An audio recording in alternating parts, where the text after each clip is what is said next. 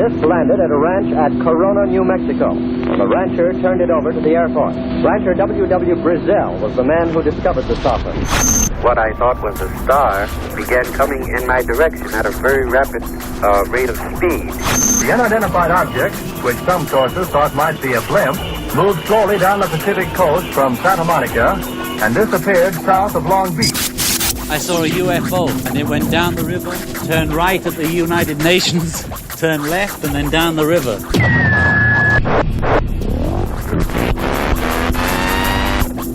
UFO Classified. UFO Classified. No more plausible deniability.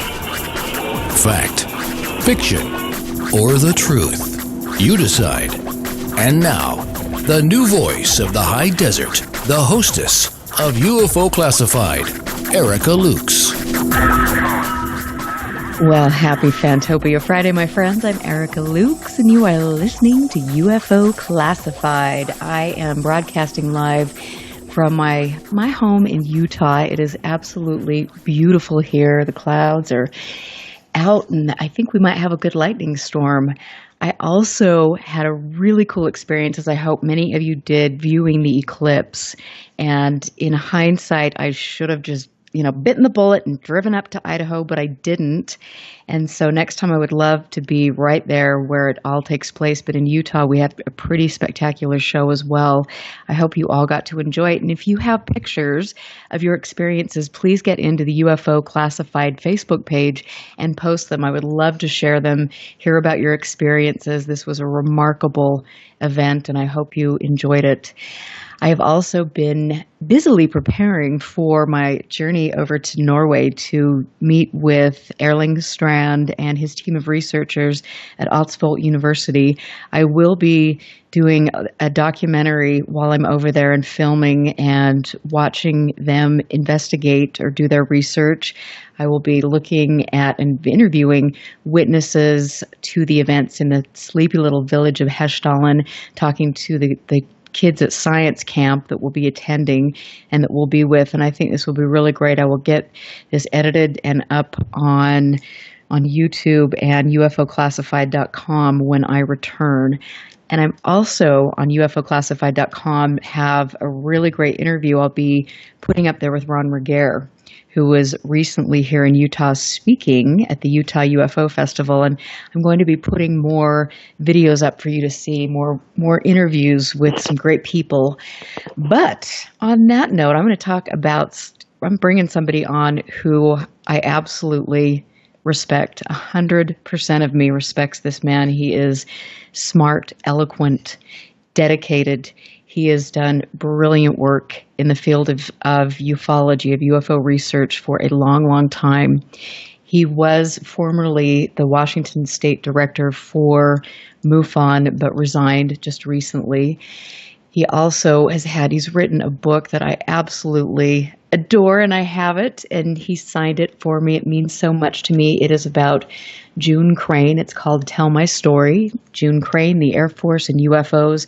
You can go to jamesclarksonufo.com to see this book and to read his wonderful blog posts. They're really, really good.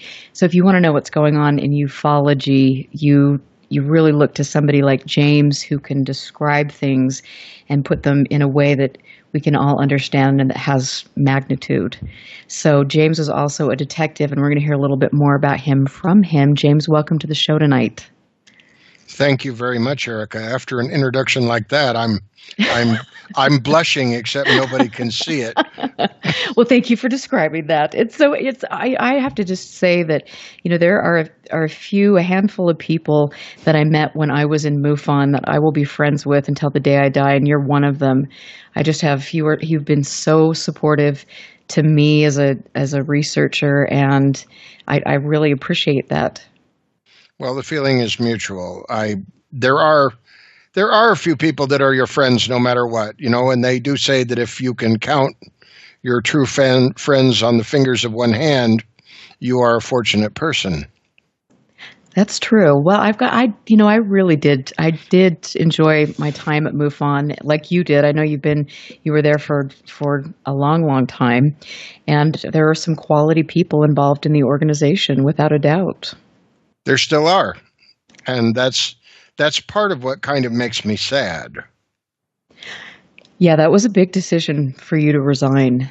And I have to say that I read your resignation letter and the blog, the blogs that you've been writing, and they are very good. They're important, and I think people need to understand that there is a shift, and however negative it may seem at the moment, it is for a very positive reason.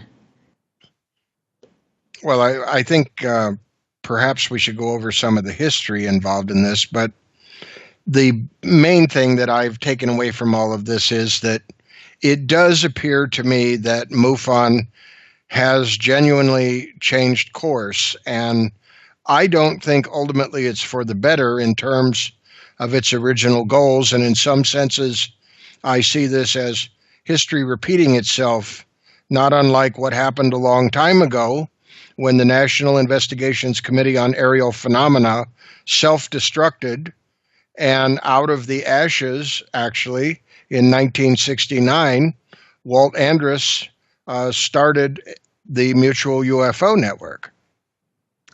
Yeah, that's true. And NICAP, I mean, it was reported that it was infiltrated.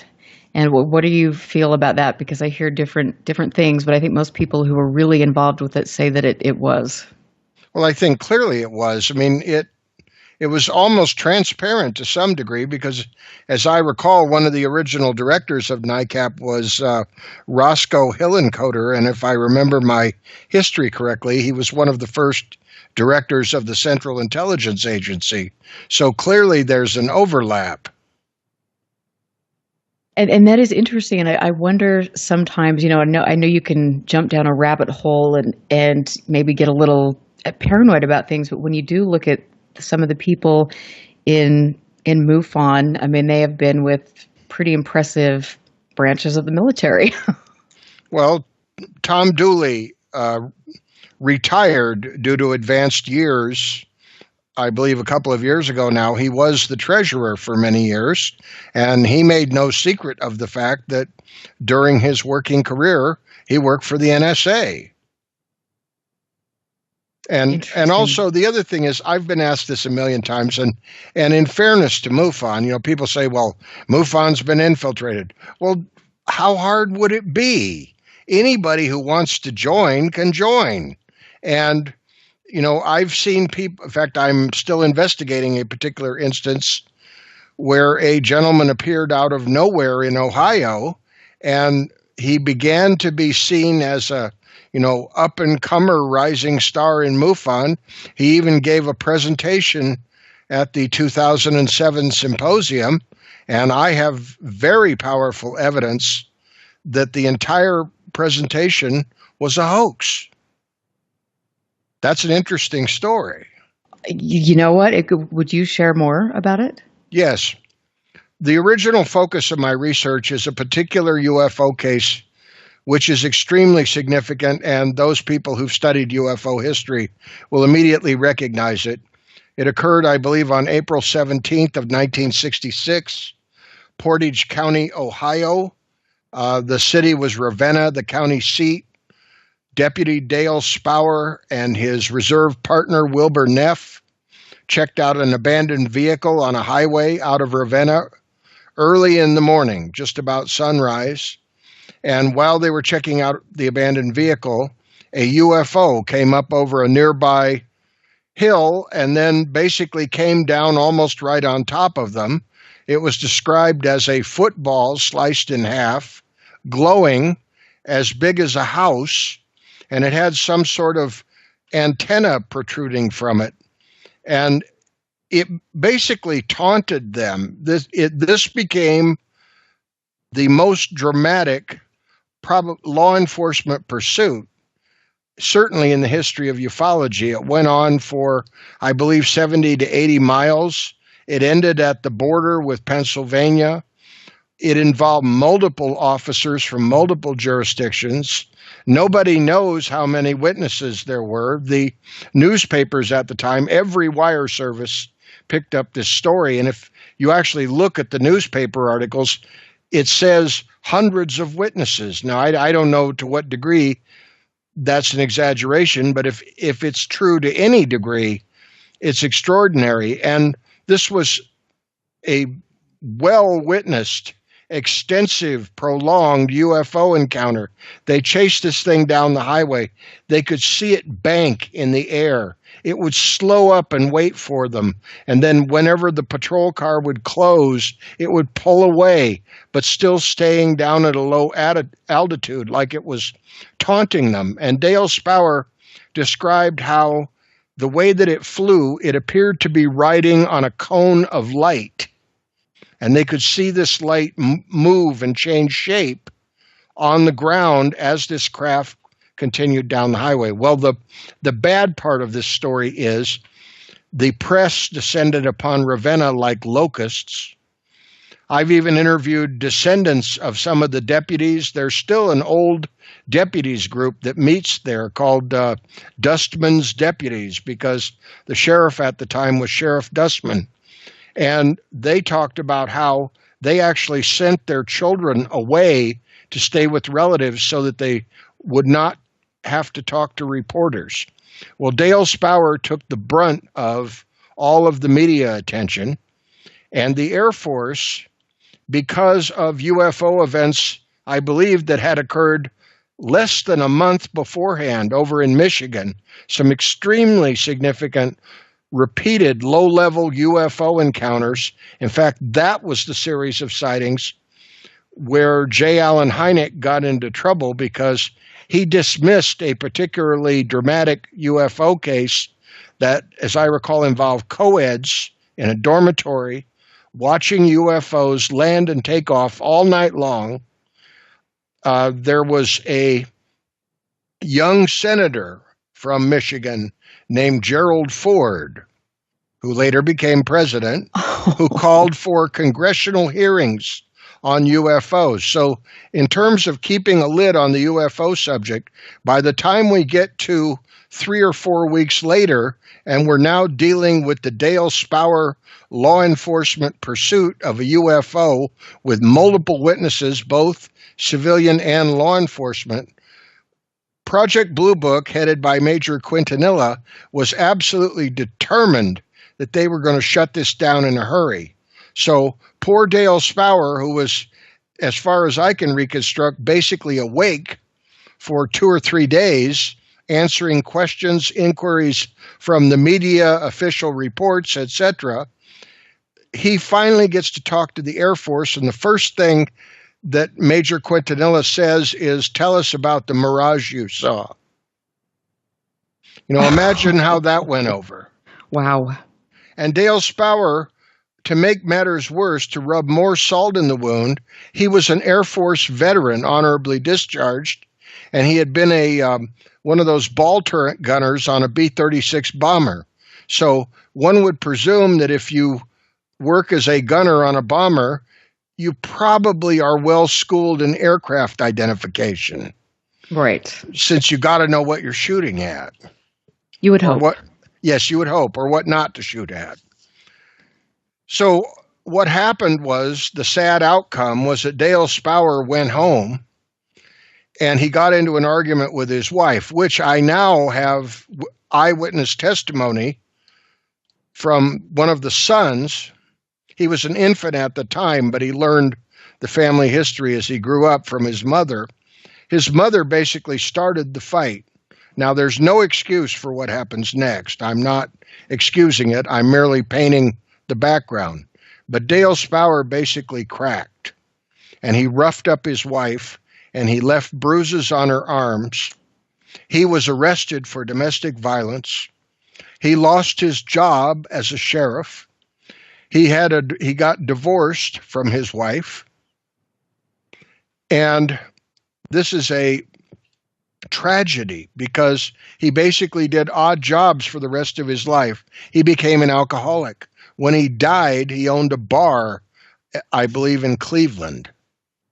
And meanwhile, in 2007, we have an individual named Mike Nelson who arose out of nowhere, who became this up-and-comer because he had a scientific background, to present this tale about how he had been a former deputy sheriff, and he got a box of evidence that the sheriff was going to throw away. And there was a brick that was fused because of radiation when the UFO took off. And he had graphs, and he had this, and he had that. And oh, by the way, he had used his badge to get into the nursing home to talk to Dale Spower as he was dying in a hospice in Iowa. The only problem with that is Dale Spower died in 1984. I have a certified copy of his death certificate, and I interviewed his son, who happens to be a friend of mine now, who was able to tell me about going to his dad's funeral. So on a very fundamental point, what this gentleman presented to MUFON was absolutely false. But see, he was a featured speaker, and an article about his findings was a major article in the MUFON Journal. This is a very important story, not trying to make fun of MUFON, but to show how easily we can be misled in this field. This story is an object lesson to everybody. Exactly. And I think that, you and I have talked about this, when an organization is presenting itself as a scientific organization dedicated to research, and you present things that aren't necessarily factual, or you promote what we have, what we saw at the Las Vegas conference, speakers that can't be vetted, it's and are really telling some interesting tales. It's a dangerous thing, and you have to decide: is it a social club? Is it just to make money? Is there research going into it? What kind of funding is being obtained, and how are the people in the organization being treated? I mean, there's so many things to talk about, but I think, as you know, MUFON's reputation right at the moment is not necessarily a good thing. Oh, God, yes, I know. I see, one of the things that I never anticipated, I admit that I lashed out because I was very angry and very fed up with a number of things. And I thought, well, if I'm going, I'm not going to go quietly into the long good night. I decided to, speak my piece and get it out in front of as many people as possible. But I had no idea that I was throwing gasoline onto a fire, because the emails and the phone calls that I got after I wrote my second editorial about science has left the building, referring to the fact that Robert Powell, the director of scientific research, resigned with no warning right before the symposium in protest to the speakers in this secret space program topic that was being covered. And, I felt that had to be covered. This man is a bona fide scientist. He has serious technological work under his belt, and he's also interested in UFOs. And if a man like that says, I can't walk with MUFON anymore, I just can't do it because they won't listen to any of my criticisms. That's serious. Yeah, that is serious. And I think that's been kind of a long-standing thing, where criticisms aren't listened to. And I think that's when people are state directors and they're bringing in money for an organization and spending, volunteering their time, there needs to be appreciation and respect for their viewpoints, for their time. And I think that there needs to be some integrity in the way the organization is run. And it is shocking. I was shocked when I heard that Robert Powell resigned, because he was really a pillar in MUFON as far as making sure that actually science was being done. Yes. So it's and I don't know. I mean, to me, I want to just say this. It was very interesting that, I could resign, my assistant state director, Rich Hoffman, I mean, there have been several resignations in the past few months. And it seems to me like nobody at headquarters really seems to care or take that seriously. Well, there is a misconception about MUFON. If you look at how it is organized, there is no real connection between the state directors and headquarters. I mean, as far as they don't have to listen to anything that state directors say, even if, the only thing that could impact MUFON is a decrease in membership or a decrease in attendance at the symposium. Other than that, it really doesn't matter what the state directors think, because the board and the directors and the state directors are not connected. Which to me, it just is, I don't know, that seems ludicrous. I mean, it doesn't seem like the way to run an organization. It seems there has to be some cohesion. And I know this would be the seventh sign of the apocalypse right here, but to support the people that are bringing in money for the organization, to listen to them, those are pretty fundamental things that should be happening, I would think. Well, I think you're right, but there are many dedicated people, myself among them, and I believe you were when you were there.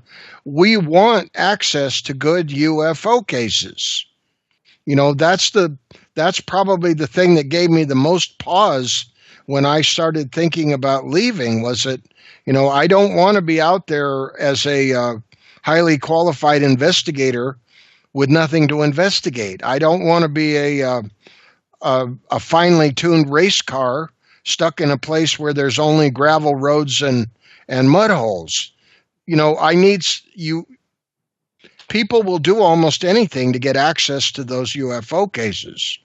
And I think a lot of people are willing to volunteer. They basically become slaves. I call it the CMS hamster wheel. The whole case management system, if you are a smaller state directorship and you only have a few investigators, and I'm sure you can relate to this problem, taking care of volunteers is like herding cats. Just about the time you think that you've got it figured out, the one that you just trained moves to a different state. Their spouse has been transferred. Their children are sick and they have to quit. They're too old and they just don't want to do it anymore. I mean, I've been through all of that with highly qualified investigators.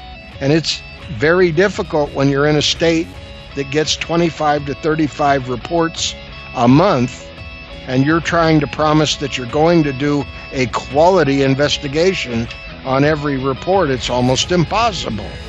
Absolutely, and we are going to head to the break, but I want to just thank James Clarkson for being on the show tonight, all of you in chat. We'll be right back. We're going to talk a little bit more about the CMS. We have a question in chat, so stick around, and we will be back. Stand by. This is UFO Classified with Erica Lukes. Erica Lukes. The phone lines are open now at 702-425-9230. That's 702-425-9230. Worldwide callers use Skype name KCOR Radio. More UFO Classified. UFO Classified with Erica Lukes on the KCOR Digital Radio Network. After this. Here's what happened on the last episode of Three Guys, No Ties. Oh my gosh. Let's talk about 15 dumbasses who are all now infected. Okay. All right. 15 boys and teenagers from a small rural town in Morocco have been treated for rabies after they reportedly gang raped an infected donkey. Oh my. No. Well, the donkey was killed to prevent further people from being infected. Well, of course. Go back to the well. Three Guys, No Ties. Wednesday nights, 7 to 9 Pacific on the KCOR Digital Radio Network. Bowl for Life is a non-profit organization founded in 2013 by Chuck Gardner with one simple goal: to grow the sport of bowling worldwide. Over the years, Bowl for Life has given out thousands of dollars in scholarships to youth bowlers around the world. Our focus is to nurture integrity, honesty, professionalism, as well as respect into bowlers both young and old. You can help us by going to bowlforlife.com. Even the smallest donation goes a long way to breaking down the barriers and helping us assist people of all ages to improve their skills as well as knowledge of the game. Bowl for Life is happy to be partnered with other great organizations like the Youth Education Services Fund, as well as the United States Bowling Congress, with many spectacular integrated events planned in the near future. To learn more, go to bowlforlife.com. That's bowlforlife.com. Now, broadcasting in digital HD radio. What if maintaining a healthy weight was as simple as drinking a cup of coffee? With Valentis coffee, it's that easy. Harvested from the world's most pristine coffee farms and packed with the purest ingredients on earth, Valentis takes losing weight to a completely new level. At Valentis, we believe everyone deserves a chance to be healthy and fit. It's pure, natural, healthy, and delicious. Click the Valentis Healthiest Coffee banner on the KCOR Digital Radio Network website and take the Weight Loss Guarantee Challenge.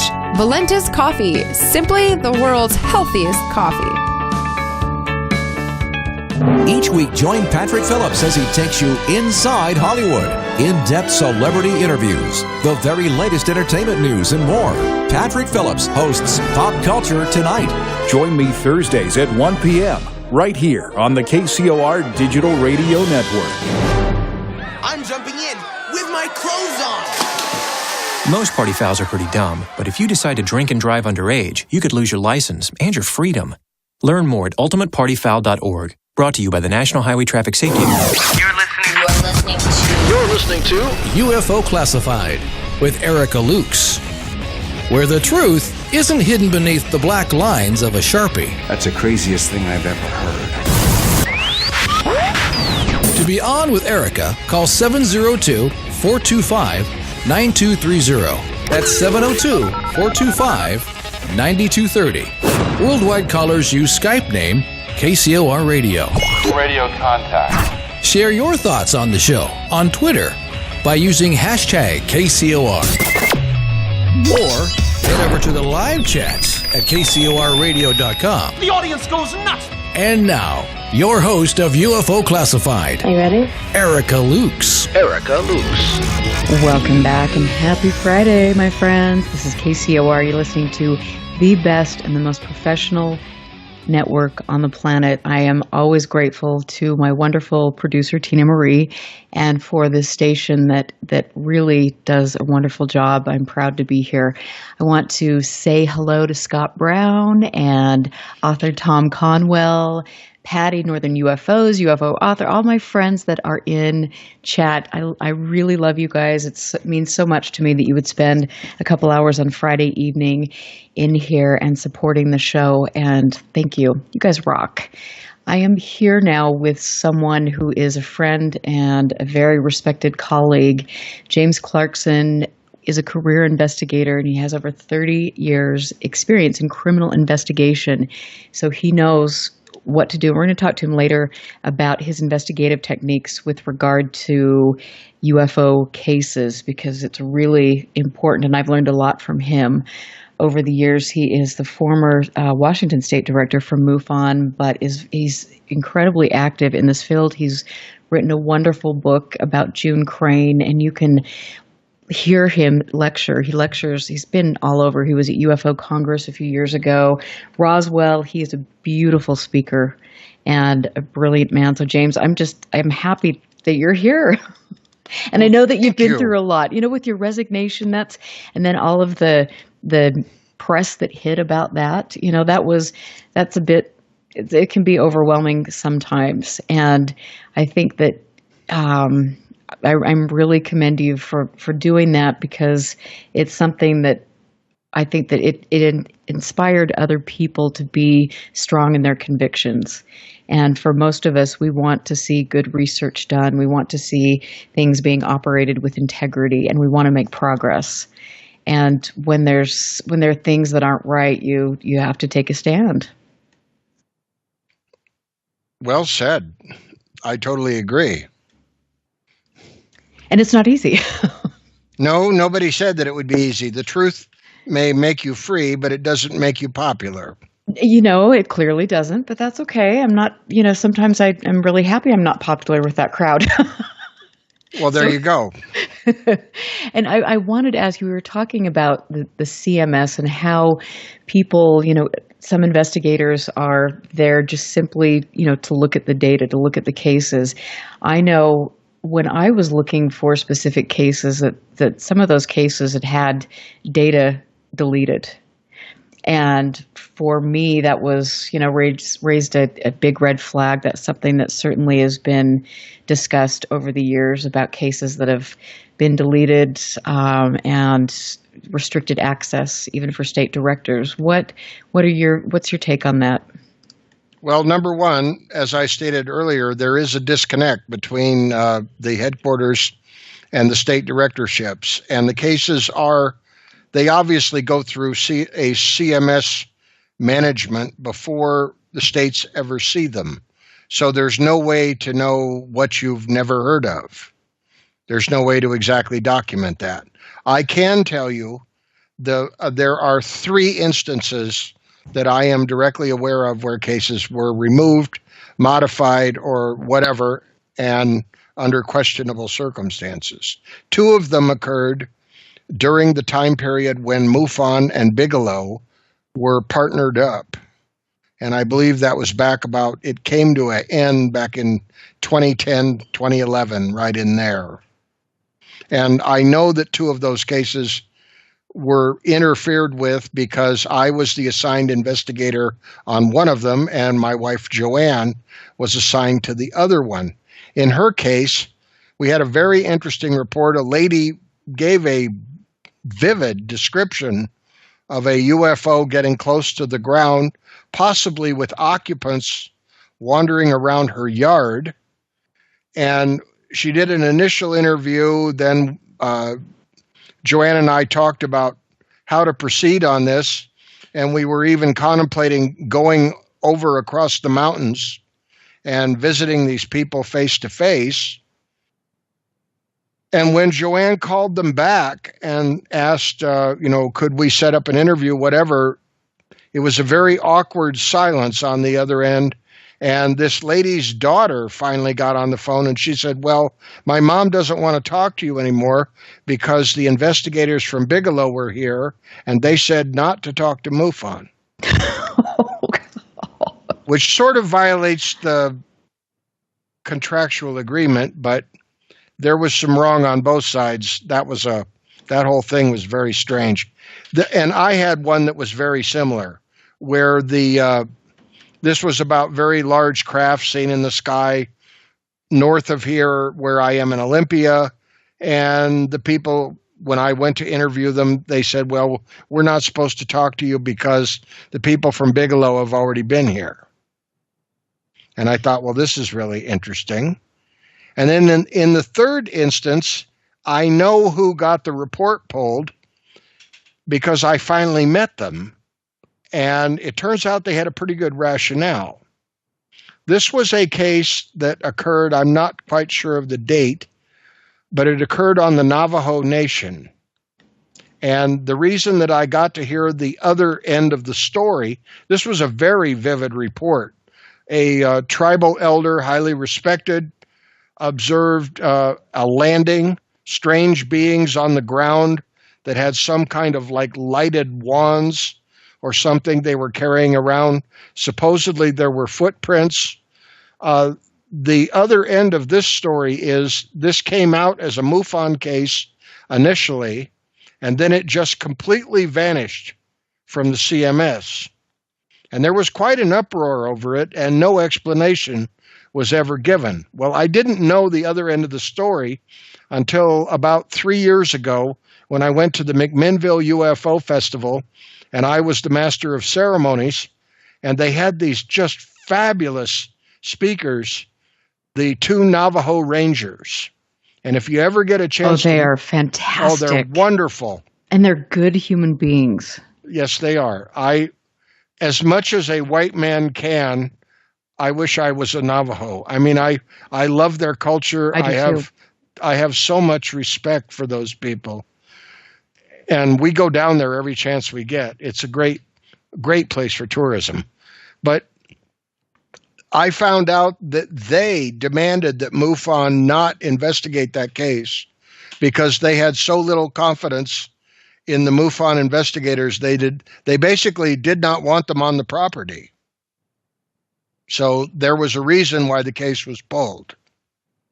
And I guess they pulled it rather than have to admit in embarrassment that they had no credibility with the Navajo Nation.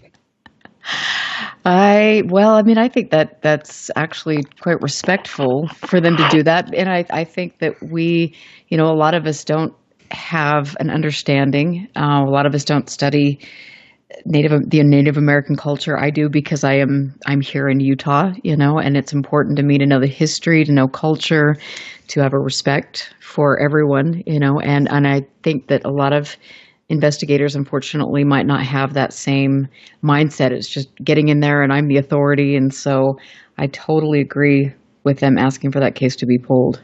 Sure. And in fact, I was going to mention, just for your listeners, I noticed a while ago that the Navajo Rangers presentation at the McMinnville UFO Festival was posted by the McMinimans Corporation, and it's free on YouTube.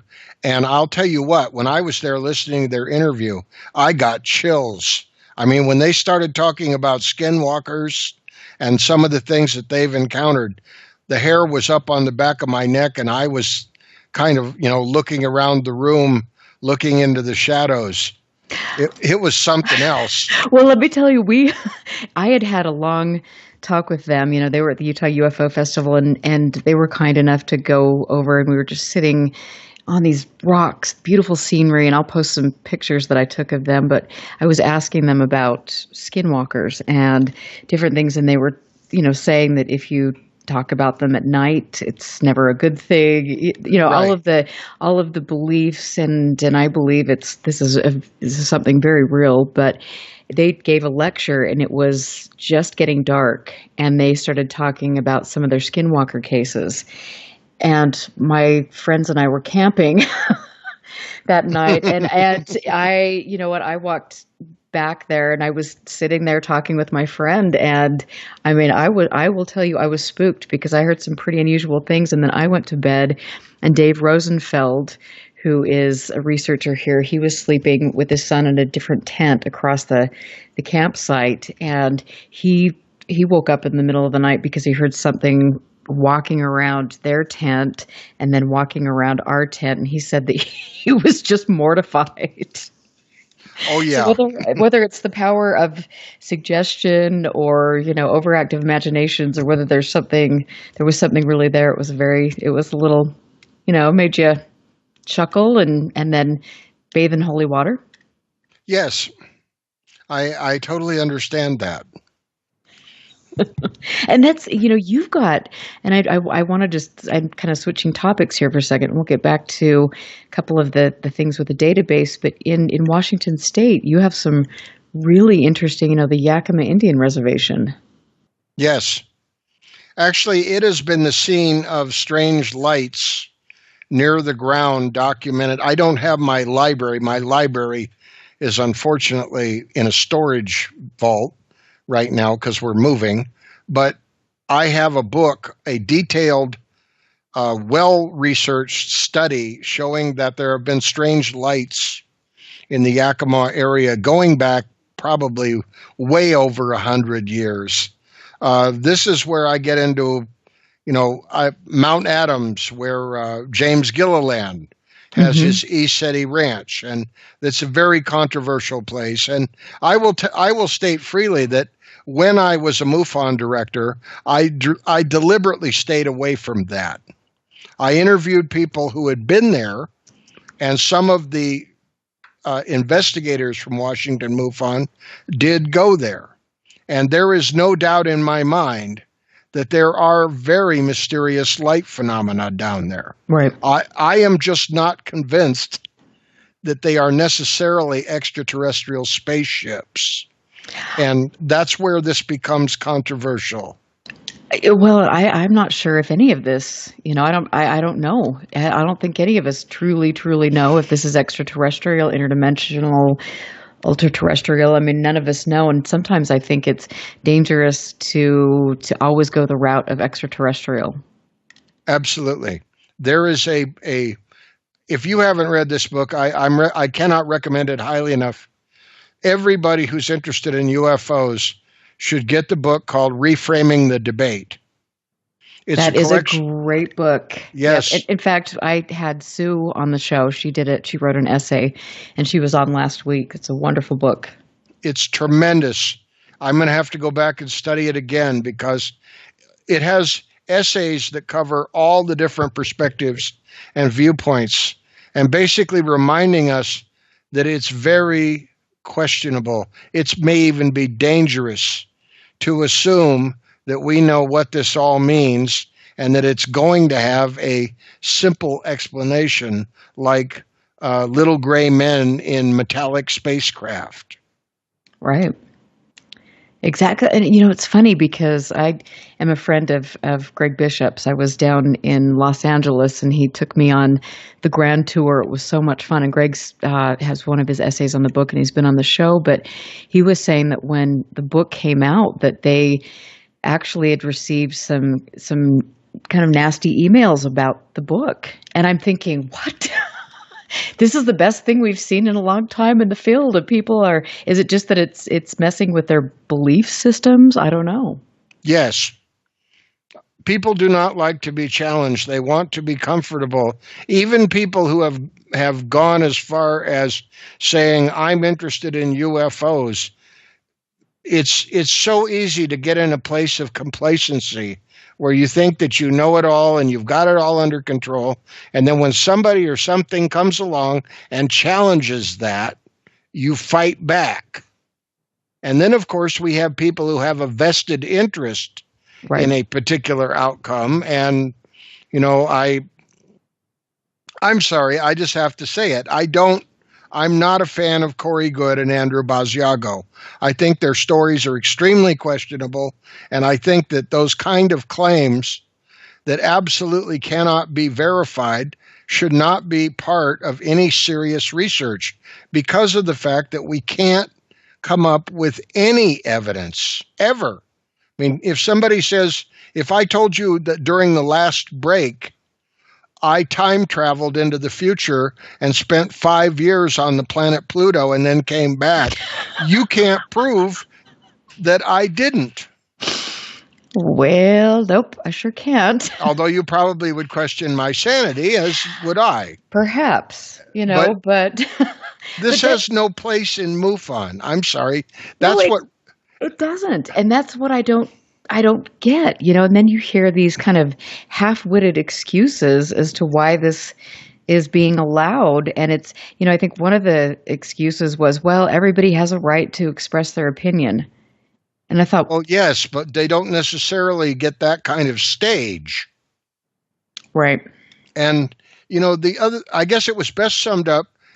The best anecdote that I've heard about the symposium was written to me in confidence by a state director who was sitting next to another state officer from MUFON from one of the states, and they're listening to Andrew Basiago talk about being on the surface of Mars and seeing flowers with human faces.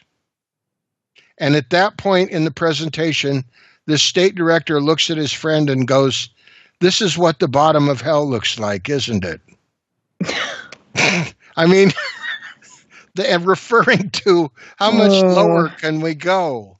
And yet, in fairness, they had a huge level of attendance. They sold a lot of tickets.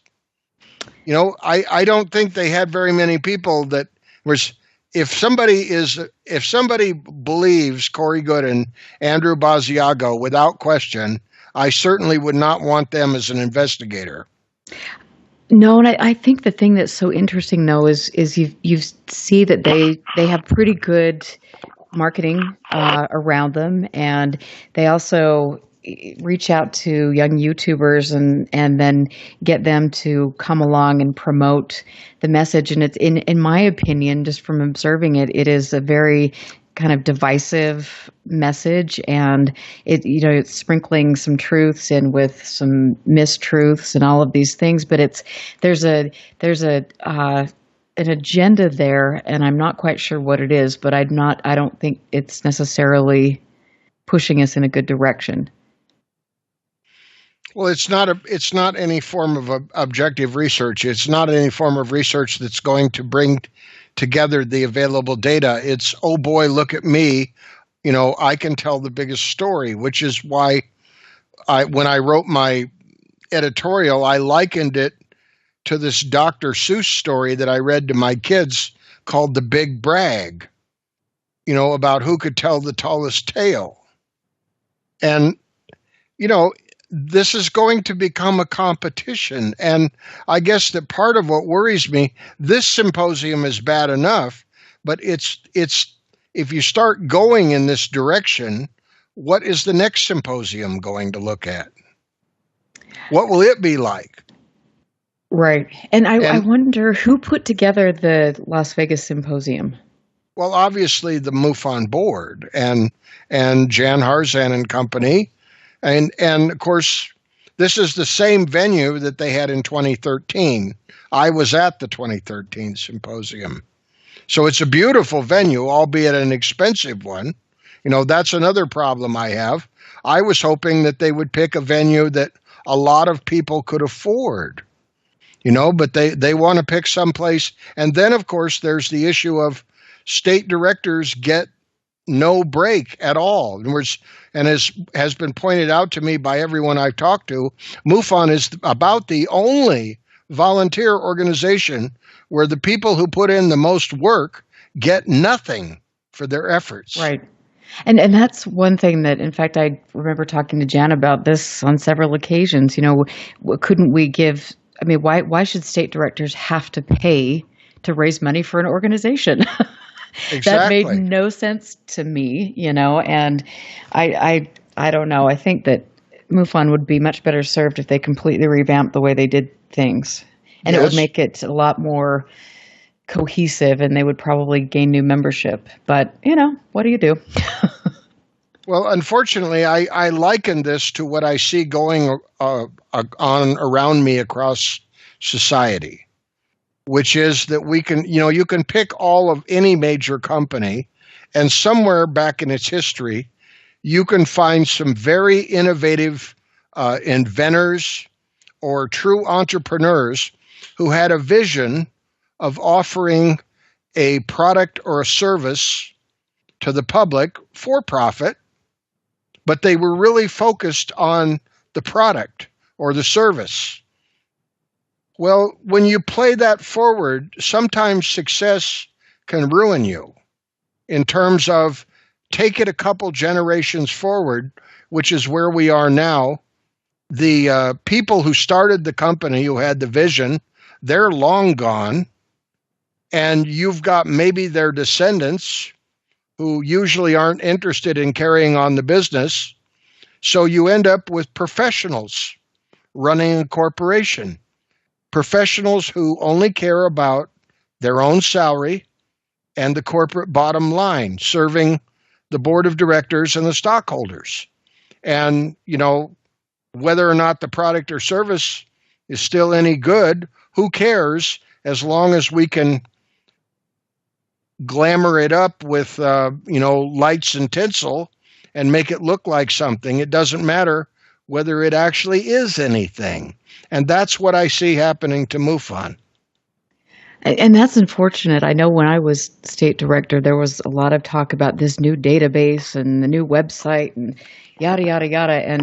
And we're raising funds for that. And I look at the new website and I think, honestly, there's nothing engaging about that website.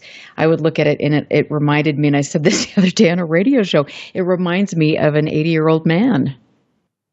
Not that that's a bad thing, but it's like you're supposed to be appealing to a younger demographic, and you're not going to do it with that. You mean you shouldn't have bars all over the place that say donate now? Well, that, and then there are the the emails that have gone out from headquarters saying that unless you're a paying member, you don't have access to all the data. You used to be able to go in there and search the database just as the public. And now I think you can only get the last 20 cases. You can't go in. I think that's called pay to play is the principle. And that is and they would tell you that this is necessary in order to pay the bills and to expand the organization and all of that, which is, of course, only true if you accept the premise that we necessarily need a very large national UFO organization. And I really honestly wonder if that's the correct model for the future. I don't think it is by a long shot. I mean, I think that we know that we don't get integrity in the database because there are too many people with different opinions that haven't been trained properly. So all the data is all over the place. And then you've got the fact that the cases, I mean, things are being changed before it even hits the investigator. And then things are being omitted, deleted from the database. So it's, I think the thing that will succeed are small groups of people working together and then working with other groups like that to develop protocols and some standards. And I think that will be really effective. But the large organizations it's not proving to be, there's no benefit. And I think when you start restricting data to the general public, then you need to change your motto, your slogan. Amen. I heartily agree. It's an interesting thing, but I love it. And at the chat room, I've got so many people in there talking. We've got more questions. I'm Erica Lukes here with James Clarkson. We're going to take a break. We will be back. Listen very carefully. This is Houston. Say again, please. Houston, we've had a problem. This is UFO Classified, live every Friday night, 4 p.m. Pacific, 7 p.m. Eastern, exclusively on the KCOR Digital Radio Network. The truth is out there, just waiting to be discovered. And now, if you will, accompany me on a journey to the future. For more information on the host of UFO Classified, Erica Lukes, upcoming guests, as well as links to the past shows, visit her website at UFOclassified.com. UFO Classified. UFO Classified. This is KCOR Las Vegas, home of the Digital Radio Network, broadcasting from a shack just south of Area 51. Wait, that doesn't exist. This is the KCOR Digital Radio Network. Now for the news. Now, broadcasting in digital HD radio. The disc landed at a ranch at Corona, New Mexico. The rancher turned it over to the Air Force. Rancher W.W. Brazil was the man who discovered the saucer. What I thought was a star began coming in my direction at a very rapid rate of speed. The unidentified object, which some sources thought might be a blimp, moved slowly down the Pacific coast from Santa Monica and disappeared south of Long Beach. I saw a UFO, and it went down the river, turned right at the United Nations, turned left, and then down the river.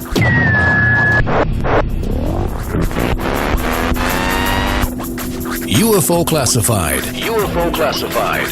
No more plausible deniability. Fact, fiction, or the truth. You decide. And now, the new voice of the high desert, the hostess of UFO Classified, Erica Lukes. Welcome back to the second segment of UFO Classified. I want to just thank all of you for getting into chat, for listening. I have people from all over the world that are messaging me and wanting to find good information. And, we're all frustrated because it seems like good research isn't being given a platform, and that's something that we're all going to work to try to change. There is a new movement in this field, and people like Scott Brown, like James Clarkson, Robert Spearing, who I have tremendous respect for, there are good people out here, and we are working together. We support each other, we respect each other, and we are going to make a change, whether other organizations or researchers like it or not. But my guest tonight has been someone who has been very, very encouraging. I met him when I was state director for MUFON, and he's always been incredibly thoughtful and I've said this before, but he is so eloquent when he speaks. You can watch a lot of his videos, and there's a new one that I'll let him tell you about that is on YouTube, and it is an excellent interview. If you can YouTube any of his lectures, I would highly recommend that. James is a former police detective, and he has great insight on how to really identify things with a witness and to put their story through the paces. And I think that really is cool, and he's got a lot to offer. James, you can find James Clarkson's website on jamesclarksonufo.com. He recently resigned from MUFON after being there since 1986. So this is a big thing, and we were talking in the last break about certain cases that were being deleted from the CMS, which is still going on and is interesting to me. And then we were also just talking about, we've just been talking about all sorts of things. So James, welcome back.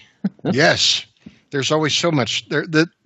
That's the thing. I can never get away from this field. And even when I start to, there are moments, I will freely admit, I've been going through all the stages of grief recently. I looked up what Elizabeth Kubler-Ross described as the 5 stages of grief, anger and denial and all those things, after I left MUFON. And sometimes it's directed at all of ufology. And about the time that I think I'm ready to give up on it and saying, oh my God, I can't devote the rest of my life to this, something happens that draws me back.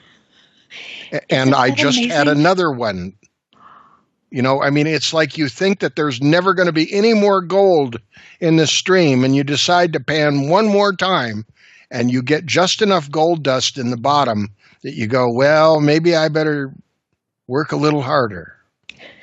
Isn't that incredible? And I know that, it is scary, and I totally went through all the stages of grief when I left MUFON, because I put my heart and soul into trying to work with headquarters to make changes. And when I resigned, I reached out to Dave McDonald I wanted to talk to him and just say, hey, these are some issues I had and different feelings I had, and he never bothered to get back to me, which I thought was interesting. But it's dysfunctional, and it's definitely an organization that it supports people who are blatant racists, and I don't think there's any place for that in ufology. There's so many things, and I know when you resigned, a certain person was quite nasty in his remarks.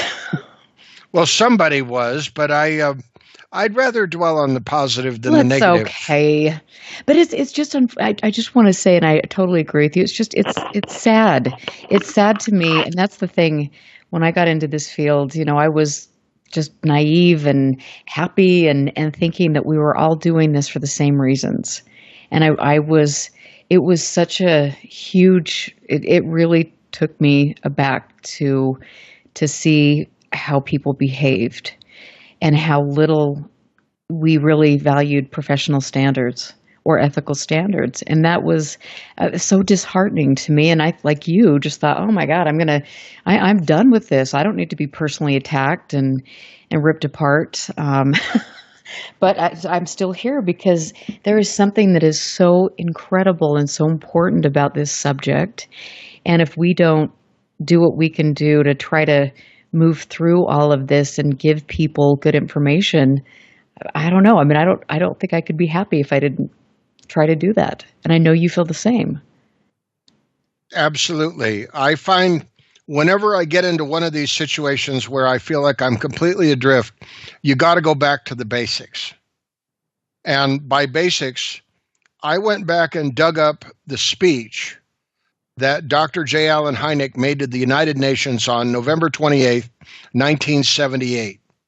And I went in and started studying that speech. And the interesting thing to me is we have forgotten our basics. First off, he says this is a global phenomena. It is so strange and foreign to our daily terrestrial mode of thought It's frequently met by ridicule and derision. Well, that certainly sums up a lot. And yet, no matter what we say, no matter how many fads there are, no matter how many, secret space programs come and go and all of that, the phenomena persists. People are still seeing high-quality UFO all over the world. There are cases all the time that involve witnesses with high credibility combined with high strangeness. Not to mention, without even getting into the whole experiencer phenomena, which, that's good news, bad news.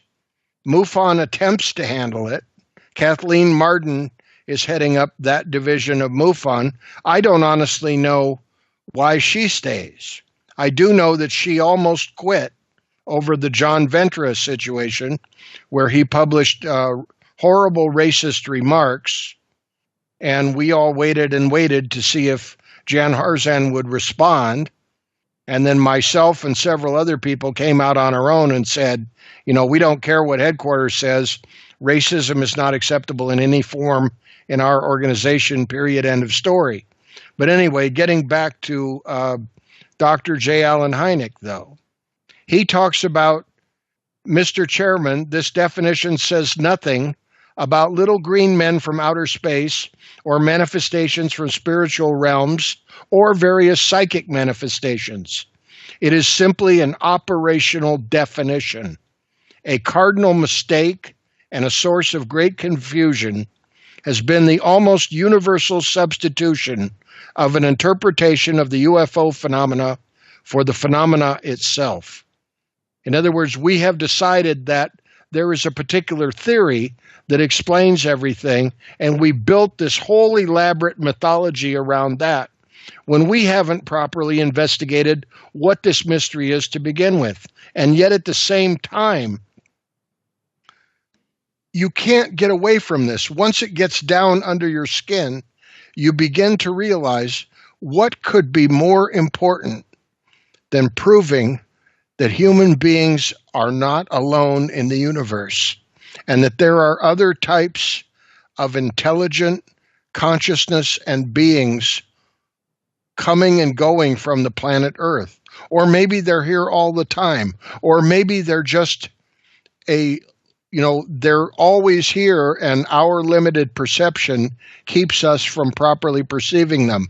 And it requires a particular set of circumstances to bring us online, as it were, with the heart of the mystery. I love it. I love it. You seriously rock, my friend.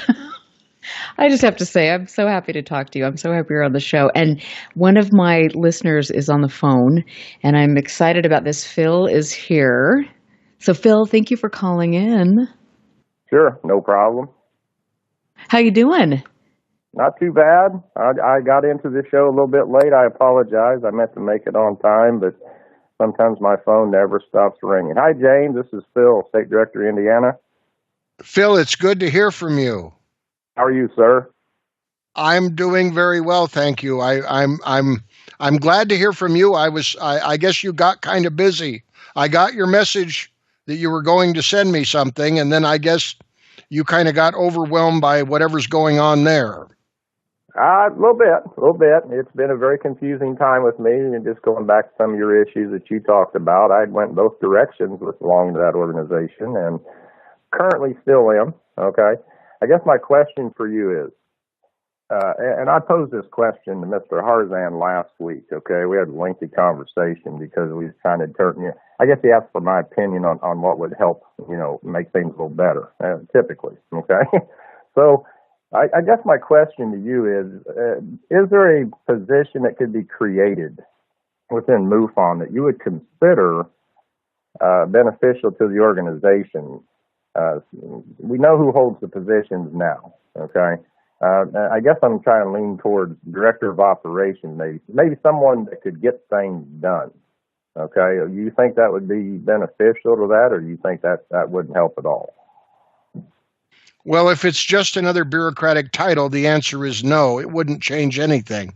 The problem you've got are certain people in key positions who are not good communicators. They're not people who are good at dealing with people. Honestly, that was one of my biggest issues in the conversation I did have was communications. And hopefully it's critically important. Pardon me? It's critically important. Everything depends upon communications. Yeah, it really is. I mean, it's bothering. I'm currently helping a few new state directors get them through. Okay, get them started and going and things like this. And I'm finding the same answers from everyone, or the lack of answers from everyone, I guess, if you want to put it that way. So I'm not against anything particularly right now. Okay. I'm looking for these answers myself, trying to figure some of this out. I know me and you spoke in detail quite a bit about some of this. Yes. I think. Oh, go ahead. No, go ahead. I'm sorry. I guess to answer your question, the number one thing that I believe needs to be done is that somehow the needs of the state directors need to be have a direct effect on how MUFON operates. Because right now, the state directors can protest all they want, but the board and Jan Harzan do not have to do anything that is suggested to them. And in fact, you look at the structure, there's only one directors meeting a year, and it's usually brief, and it's dominated by whatever the headquarters wants to announce. And there are a few conference calls during the year. I participated in several of those conference calls. They're very one-sided. There's no opportunity for situations like, you and I sitting down or getting on a phone and talking about what's bothering us. Even if we agree, or even if 10 state directors all agreed, it wouldn't change anything. And that's True. What's wrong. Yeah. I totally agree. I mean, I do think that the communication is just non-existent almost. I mean, my next question is the SAT team. You're familiar with the SAT team? Oh, yes. Okay. Do you think that's an efficient enough team? I know Robert Powell had resigned from MUFON. He is a close friend of mine. So far, he's not been replaced. Do you think that should be a position that continues and that Science Review Board continues? Because so far, I don't believe that's happened. I absolutely think he should be. If there is anybody who is a reputable scientist who would be willing to take that position, it would be tragic not to have a scientific research position filled in MUFON. There has to be something. We suffer my hopes that he's replaced. And my understanding is I don't think that's going to happen, which is concerning to some extent. Yeah, that may be that may be a strong indicator of where things are going. That I hate to say it, but that almost proves what I think is happening. Well, I think the SAT team coordinator is using the scientific method with her specialized team. And I think there's going to be a lot of them relying upon that. I'm sorry for taking up your airtime, by the way. If you want me to get off the phone, I will. No, this is great. Yeah. And so I just have to ask, because this is a question that I always had, is where do these cases go? Because it doesn't seem like any of them are ever shared with any of the state directors. Okay, let me help you with that a little bit, okay? I'm going to be very honest, because that's kind of, James knows I'm kind of like that, okay? That's why I like it. I had a case. Yeah, James, honest guy, and I'm pretty straightforward. So recently, I was not asked but put on a SAT team. This SAT team consists of administrators. They say no one that belongs to MUFON's not on it. I'm not overly sure about that. Okay, they do have their own system. They do have their own. I actually know I was in that system. Whatever. There's a group of people. There's people in it. I'm not supposed to tell who belongs to the SAT team. Okay, the SAT team does exist. It is a group of individuals that is basically brainstorming cases. According to headquarters and Mr. Harzan, these cases come in through headquarters. They do not come into the CMS, go into each state.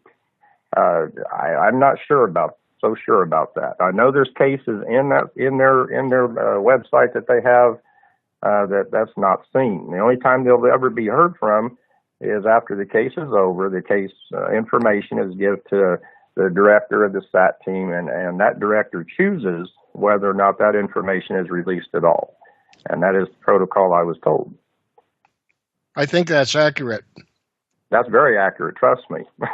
That's no. I was that's, on it. I was on it since the beginning until I resigned, and I agree with your assessment.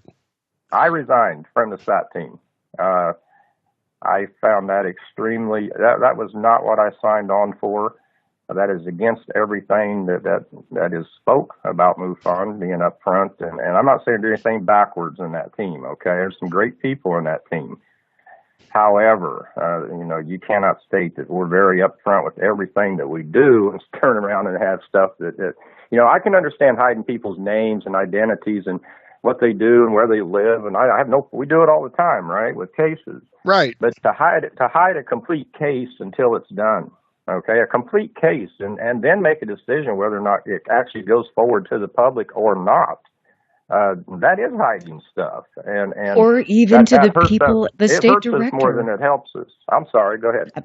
No, I'm sorry to cut you off, but I mean, I remember, even as a state director, I wasn't privy to cases like that, even if they occurred in my own state. And even if it wasn't in my own state, I'm a state director. I'm investigating this, and I need to have access to things so I can learn. And that always just floored me. I've had cases that come in Indiana, and I know two cases, and this has been a couple of years ago, that was designated STAR team cases. Okay, now we know the STAR team is non-existent. However, that was how they was categorized. My state director contacted a couple of us and told us, hey, we're going to be traveling to southern Indiana. I knew the details of one of the cases in particular. A very interesting case, possible, evidence on the ground. Had our bags packed. We were ready to roll out. And that case is no longer in the system. Never heard another thing about it. Give no explanation. Nothing. Wow. So I do know these things happen. I don't, maybe there's some specifics that I'm not really sure of, but I do know these things do happen. Whether or not there's a goal behind that, I'm not sure. But there's some things that concern me with all of this. I mean, my last job was in law enforcement, and James will know that our credibility means everything to us. Yes. And we'll go to all ends to try to keep that credibility alive, and you spend your whole life in public service, and then turn around and it's a little different. So I'm sorry for taking your time up. I can let you go. No, please don't. No, this is really important. And I think these things, these are all questions that all of us have had. And I remember, specifically because I was working right under Jan Harzan, doing all the email blasts, and I would ask him, where are these cases going? What's happening? And I think that this is, where are they going? And that's what I want to know. Where are they going? I think there's been a special team all along. I really do. I think that there's been a select group of people that look at some of the more, the better cases, we'll put it that way. Okay. So I think there is some control with that. I had a good case that come out and made a journal, and it was rather popular, Canadian case, Indiana witness scene. And if I know for a fact, if I wouldn't have controlled the release of that media information in a certain way, it wouldn't have got out of Indiana, let alone to the national level, and made it where it was at. So very good case, very good witness. It deserves everything it got. But my state director lost his mind when I told him I was releasing it to national organizations. So I do know these things happen, and I don't understand it at all, period. But anyway, that was my question. I don't understand it either. And I think these questions need to be, I think, addressed, especially if MUFON's operating under the guise of a non-for-profit and educating humanity. These, what are they doing? They're tightening the database. It's already data is being hidden from some of the key researchers and people bringing money into the organization. Where is it going? I mean, obviously my big concern right now is why some of the key people are not with MUFON. I mean, you look at Rich Hoffman, Robert Powell, Morgan Beale. There's some people that's been around and put many thousands of hours into this stuff, and all of a sudden they're just not there anymore. And it's recently. That kind of tells you which direction things are going. Like this next year's symposium is across the river from Pennsylvania. The title of it is going to be UFOs and the Future of Mankind. Well, what is that? I mean, you could almost have the same speakers show up. You could have the same speakers come talk next year as you did this year. You know? Oh Lord, have mercy. Or someone even wilder. This is so crazy. And Phil, I just want to thank you. And I don't know if you want to stick around after the break. We're going to take our last break. No, I'm good. I'm good. I appreciate your time. Thank you. Sorry for talking too much. And no, James, we appreciate it. And it's really important. Okay. James, keep the fire alive, okay? Always, always. Thank you. All right, I'm Erica Lukes here with James Clarkson, and we are going to take our last break. Feel free to call in. I'd love to get Scott to call in.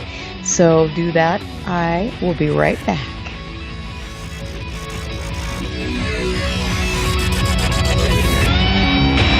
Stand by. This is UFO Classified with Erica Lukes. Erica Lukes.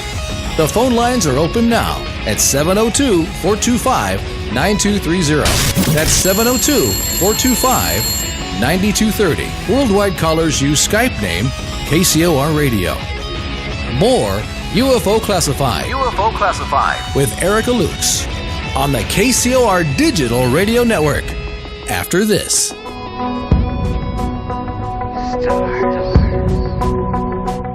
Woven throughout the universe are keys to a hidden message, awaiting a voice that can decipher their coded meaning, a cosmic connection to the cosmos. Tune in to the KCOR Digital Radio Network at 12 p.m. Pacific, 3 p.m. Eastern for Cosmic Connection. Cosmic Connection. Cosmic Connection. Cosmic Connection with astrologers Caroline Lynch and Merlin Wizard. Your weekly astrology reading is but a phone call away. So call Cosmic Connection, Sunday, 12 p.m. Pacific, 3 p.m. Eastern, and get your free reading today. Cosmic Connection with Caroline Lynch and Merlin Wizard, exclusively on the KCOR Digital Radio Network.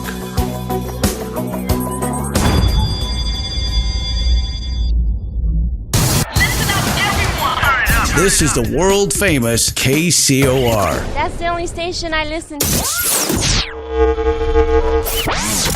Monday night at 8 p.m. Pacific, 11 p.m. Eastern, we take the KCOR Digital Radio Network off the grid and go deep inside the paranormal vault. Jump on the elevator and come take the ride down the rabbit hole of reality with BK Mojave and the Watcher as they unlock the vault and dust off some of their classified paranormal case files even the government doesn't know about. The Paranormal Vault, Mondays at 8 p.m. Pacific, 11 p.m. Eastern, exclusively on the KCOR Digital Radio Network. This is the one show our secret government fears will speak the truth.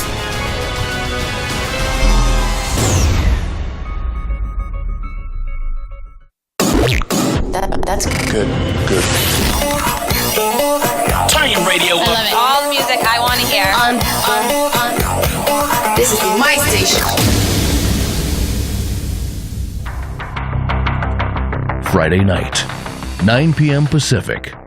Jump onto the Celestial Highway and travel at the speed of light. Into hyperspace.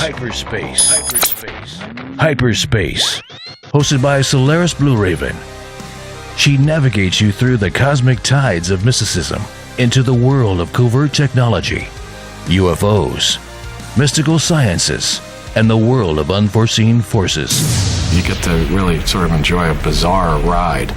Listen live, Friday night, 9 p.m. Pacific, for Hyperspace, the one show that blows the whistle off our government black ops projects. Hyperspace, hosted by Solaris Blue Raven. Solaris Blue Raven. Exclusively on the KCOR Digital Radio Network. Want to take a ride? Take a ride. Take a ride.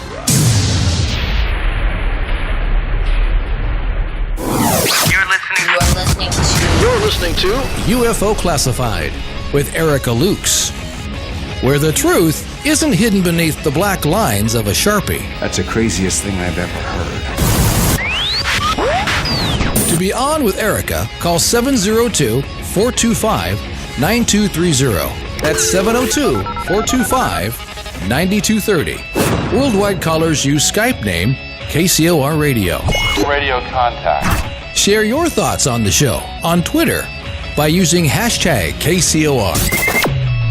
Or head over to the live chats at KCORradio.com. The audience goes nuts. And now, your host of UFO Classified. Are you ready? Erica Lukes. Erica Lukes. So welcome back, everyone. I'm Erica Lukes. This is UFO Classified, and I am on KCOR Digital Broadcasting Network, which is home to the lovely women of Friday nights. And I want to just say, you got to stick around for Solaris Blue Raven. And my fave, Tina Marie, is on restricted airspace. So check it out. You know, grab a nice margarita and get something yummy to eat and just listen or call in. We really appreciate you taking the time to spend your Friday night with us.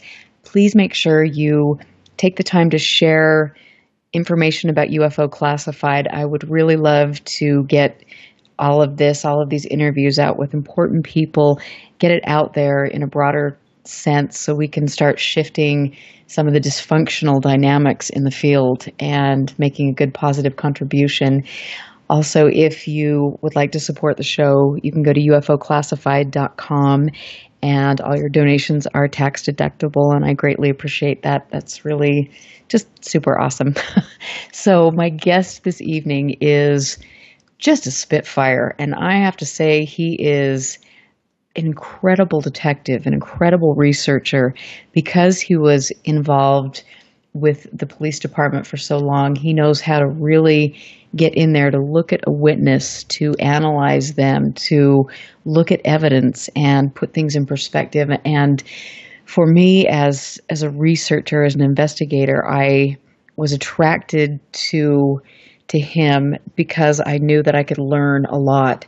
And I think as we figure out how we are going to move forward and investigate things properly, get good information out, we need to ask James for advice on how to be a better researcher.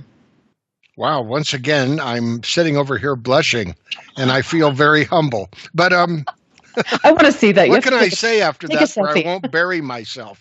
But I guess the one idea that's been bouncing around in my head, oddly enough, it's a tiny shaggy dog story. But my wife has been reading these fictional books, and they're so good that she's been rereading some of them. And they're written by a woman named Louise Penny. And they are the Inspector Armand Gamache novels. And he is an inspector in Canada. And there's a whole, series of characters, and they're rather profound books. They involve very complex descriptions and everything else. But she floored me because she came to me and had me read this one particular passage, and I can't get this out of my head because I think it's so important. And here is this extremely experienced detective who's been involved in all kinds of different cases, and he's trying to teach a new investigator. And he has some advice. He says that there are 4 things that a seasoned investigator has to know how to say with conviction. And they are as follows: I don't know. I'm sorry. I need help.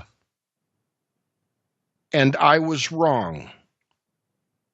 And I just can't help but think that everybody in this field needs a dose of that. There's so much ego and so much fighting and so much of where did we go wrong? When did we quit investigating UFOs and we started being all about money and personalities and ego and everything else? And so I'm back to those things because I actually am proud to say that one of the reasons I like those 4 statements, I don't know, I'm sorry, I need help, and I was wrong, was that that's pretty much how I did my law enforcement investigations. Because unlike what they show you on television, if you approach the average person and you pretend like you're on an old Dragnet episode and I want you to give me the facts right now, you know what? People don't tell you anything. Because if they don't think that you really care about them, they're not going to talk to you. Exactly. Surprise, surprise. Amen. So it always comes back to your communication skills. It comes back to being here and now in the moment and really paying attention to the person who's giving you information. The problem is we live in this age where because of all this electronic media, people are really connected and really disconnected at the same time. Because everything is like, a quick text or an Instagram or a meme or some statement that gets quoted over and over again on Twitter. And nobody really thinks about the personal dynamics. They don't get that one-on-one connection. You really do. If you really want to do an investigation, it really does need to be face-to-face. The problem is nobody has that kind of manpower, and that includes MUFON. Nobody's got enough time to properly interview people. Anytime you deal with an experiencer, especially, you're talking about an investigation that is time and resource intensive. And it's fine to say, I'm going to always be willing to devote all of that time and everything. But what happens when you get 5 reports and there's only one of you? How do you decide who gets your attention and who doesn't? Those are real investigative questions. Somebody has to decide what we are going to devote whatever available time and resources we have to a particular investigative problem. I know that because I did a job that many other people have done, investigation supervisors, where you have to make those decisions. You read the new reports and you decide, very sometimes kind of cold-bloodedly, which things are going to get investigated and which ones are not. And frequently it's because you run up against your resource constraint limits. Right. But back at the heart of it, a really good investigator knows the cases that are really worthwhile, which is why I've always said that investigation is an art, not a science. You can send people to a lot of schools on crime scene processing or UFO scene processing. You can send them to schools on how to fill out reports and all the nuts and bolts stuff, but you can't teach somebody if they're not already inherently understanding how to relate to people, how to honestly approach somebody else, look them in the eye, and say, I really am listening. Would you please tell me what happened to you? Exactly. It's important. It's crucial because these people that are coming forward are putting themselves in this is a very huge thing for somebody to come forward and to talk about it, and they need to be respected and listened to. And I think that part of the reason that a lot of people don't report things as much as they used to MUFON is because of some of the experiences people have had after they've called in or filed a report. They're treated so poorly. And I think it's just lack of people skills. And that probably is true. And it's also, in my own case, there's probably people out there that would say the same thing about me. Hopefully not too many. But I do remember when I was basically running the state of Washington in MUFON all by myself. And that's with 25 or 30 reports coming in a month. I got a full-time job and a family and children living at home, and I'm also trying to do my UFOs. And I'll tell you what, you get stretched pretty thin that way. You do, and I think that's another great point. People don't understand the sacrifice that investigators or researchers make. I mean, this is all on our own dime. This is taking time away from our loved ones. It has a real impact, and there needs to be a respect going both ways. And I think that's crucial. But I want to say that I do have a couple questions here. I know you've got to head out early, but one question I've got from Northern UFOs is, could MUFON be self-inflicting with all the stupidity with the council of outside influence to discredit the field in general? Well, that's quite a question. That certainly is broad spectrum. Of course that's possible. Is there some kind of master plan behind all this? I don't know. If you work off the Occam's razor principle that the simplest explanation is the best, then it may just be the good old profit motive.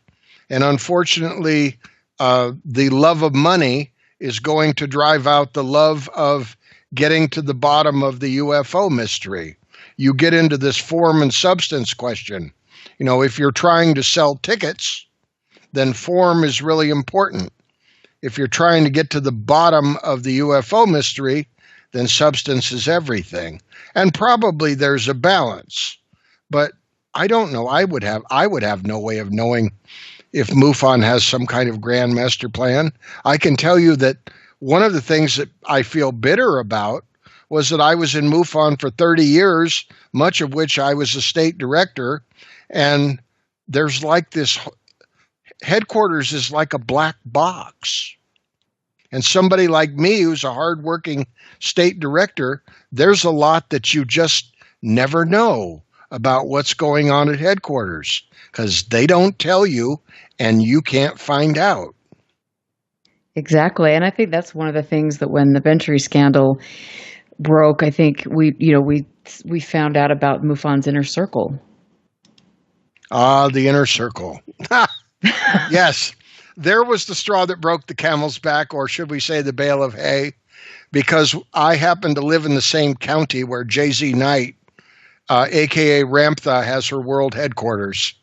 And right after the John Venturi thing, and right before I went to Roswell, I read the Kevin Randall interview, and then I heard the broadcast where Jan Harzan was volunteering all this information about the inner circle. And I thought, oh my God. It was like one stunning revelation after another. And I'm sorry. And here's the part that I don't understand. And I freely admit it.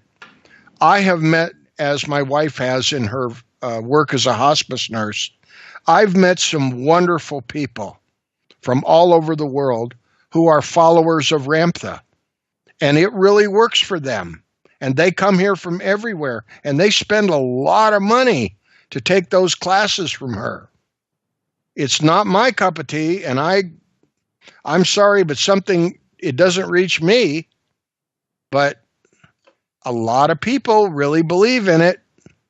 But I do not believe that we should be, that she should be in the inner circle. And I know that Mr. Harzan would say, well, the inner circle's not really that important, et cetera, et cetera. But that's not really right either. How would we know? We wouldn't. I happen to know that Marie Malzahn, who took over investigations for MUFON, she was the person who caused me to quit back in 2011. I don't think she was ever a field investigator. I certainly don't think she was ever a state director. She made a big cash donation to MUFON, and suddenly, boom, she's given a high-level position directing investigations. And didn't she have military connections? Well, yes, I believe she was in military. She was a former military police investigator. She'd been in the Marines, and I think she had been in Iraq for a while and then came back and then got a divorce, and then she decided to get into MUFON. That's about all I really know. Well, it's quite curious when you start putting all the information together and stepping back and looking at the bigger puzzle. But I feel that I know that you are going to continue the important work that you've done, because you have done so much. And if there is a way that people can follow you and to learn from you, please let us know so they can keep in contact with you. Well, I guess if I had to sum it up real quick, I did want to remind people, I have a interview I'm very proud of on UFO Hub, HUB, which is a YouTube channel, which I highly recommend to anybody who's interested in this field. You can get relatively short, to-the-point interviews for free from some of the key people in this entire field. It's a very interesting channel, and the beauty of it is it's free. So I would, of course, hope that people would come and listen to my interview, which is called 30 Years of UFO Reality, but spend some time there and take a look at what you're being offered. There is a great opportunity to learn a lot about what's going on in the UFO field. And that is wonderful. I mean, I love your interviews, and I've said this a million times during the show, but just to listen to you speak and to listen about your work, I mean, with June Crane and on so many other cases, you are so dedicated and thorough, and your life has been full of really interesting experiences. I think you should write a biography.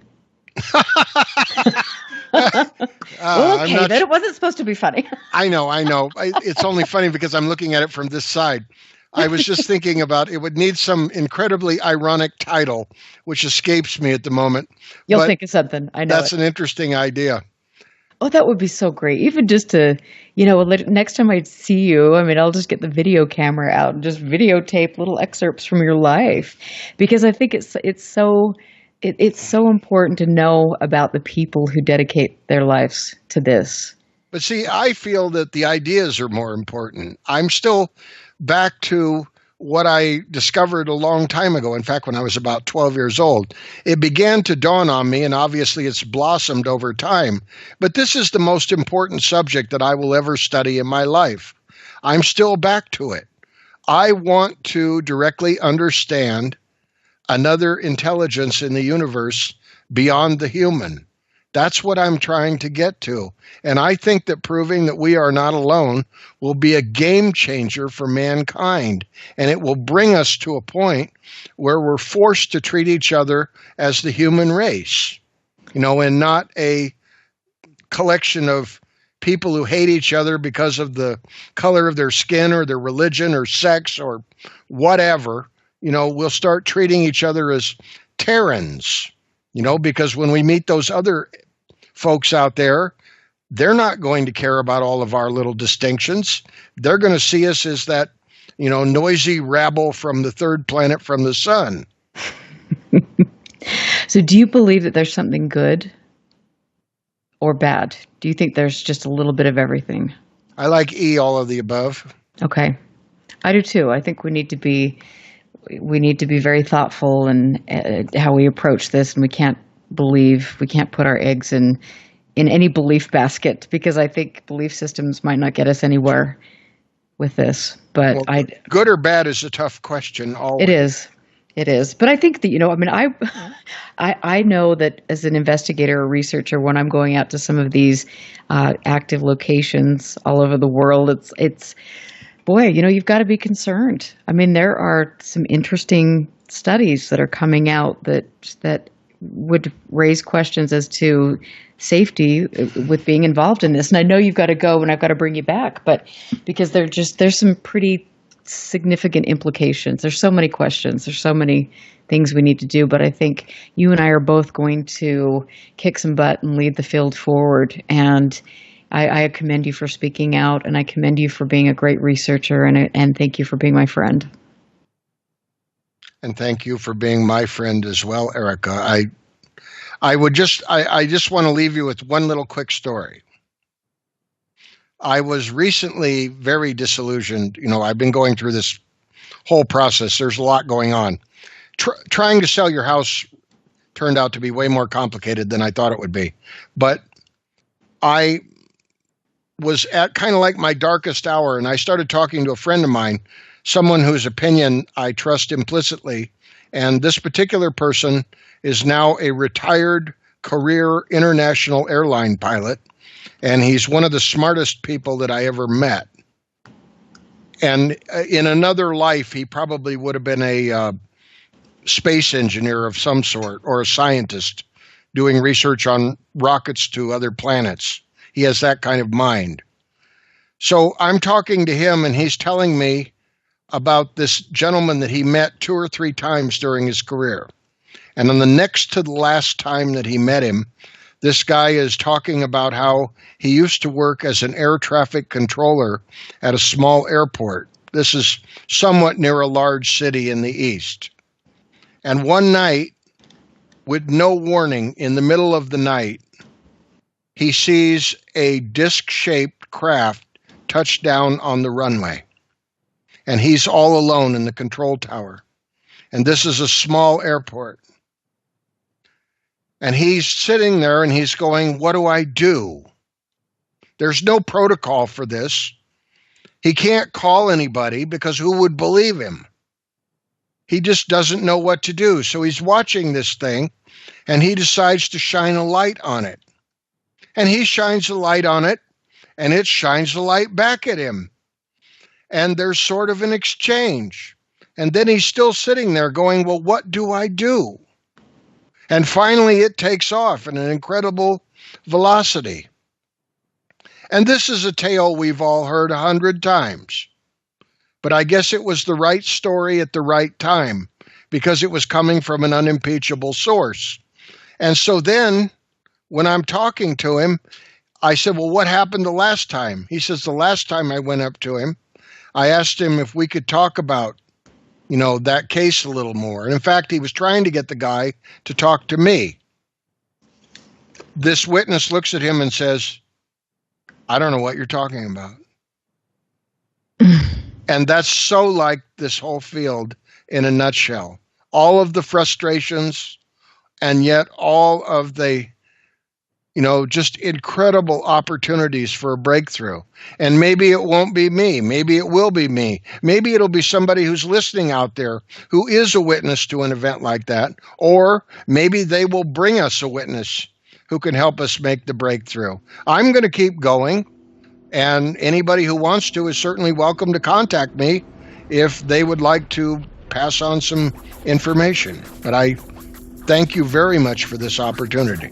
You are such a love for talking and everything. I think the world of you, and I can't wait to talk to you again. So we will keep in touch and just let us know what's happening with your work. I certainly will. And anytime you want to do this again, I would be willing to repeat it. I'll be asking you. So Thank you. Yes, tell your wonderful wife hello. And I want to just tell all my listeners, thank you so much for supporting UFO Classified. You guys rock. There were some really impressive people in the chat room tonight and listening. Thank you, and stick around for a great night on KCOR. We'll catch you next Friday.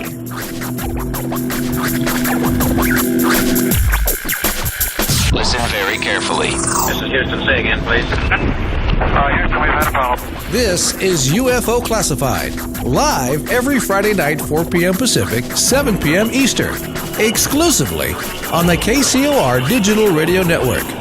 The truth is out there, just waiting to be discovered. And now, if you will, accompany me on a journey to the future. For more information on the host of UFO Classified, Erica Lukes, upcoming guests, as well as links to the past shows, visit her website at UFOclassified.com.